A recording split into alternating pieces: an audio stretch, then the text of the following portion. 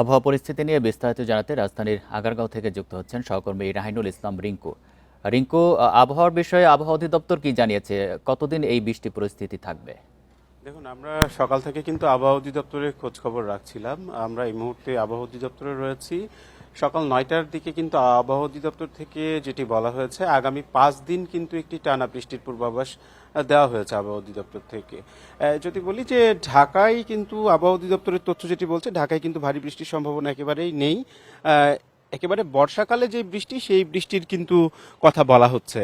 আর অন্যদিকে চট্টগ্রাম বিভাগের কথা যদি বলি, এই চট্টগ্রাম বিভাগে কিন্তু একটি ভারী বৃষ্টির আশঙ্কার কথা আবহাওয়া অফিস থেকে কিন্তু জানানো হয়েছে।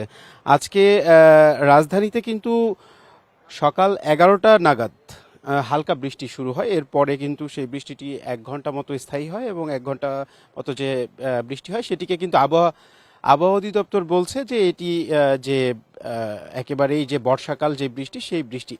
এছাড়া যে ঢাকায় ভারী বৃষ্টির সম্ভাবনা, এটি কিন্তু নেই।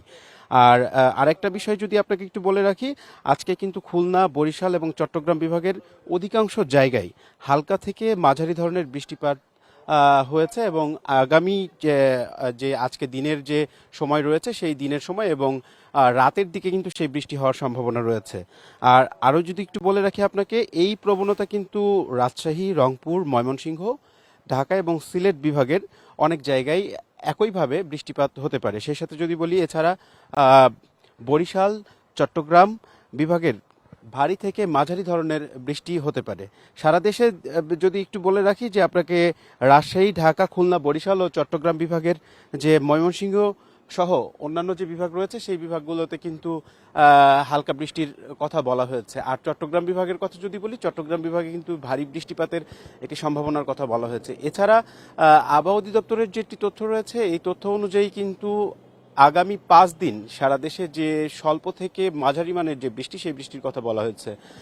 শুধু চট্টগ্রাম বিভাগ ব্যতীত অন্যান্য বিভাগগুলোতে যে বর্ষাকালে যে স্বাভাবিক বৃষ্টি, সেই স্বাভাবিক বৃষ্টির কথা বলা হয়েছে। আর চট্টগ্রাম বিভাগে ভারী বৃষ্টির সম্ভাবনা আবারও দেখা দিতে পারে। সিলেট বিভাগেও এই সম্ভাবনা রয়েছে। আর আজকে সারাদিন সকাল থেকে কিন্তু দেশের বিভিন্ন স্থানে যে বৃষ্টি, সেটি কিন্তু হয়েছে এবং এটি কিন্তু আবহাওয়া অধিদপ্তর বলছে এটি স্বাভাবিক যে বৃষ্টি বর্ষাকালে, সেই বৃষ্টি।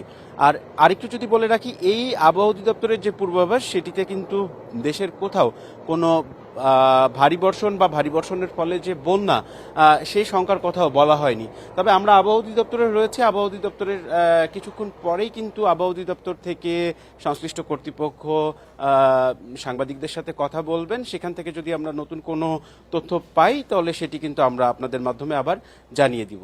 তো এই ছিল রাজধানীর আগারগাঁওয়ের আবহাওয়া অধিদপ্তর থেকে আবহাওয়ার সবশেষ খবর আমার কাছে। আগারগাঁও থেকে জানাচ্ছেন সহকর্মী রাহিনুল ইসলাম রিঙ্কু।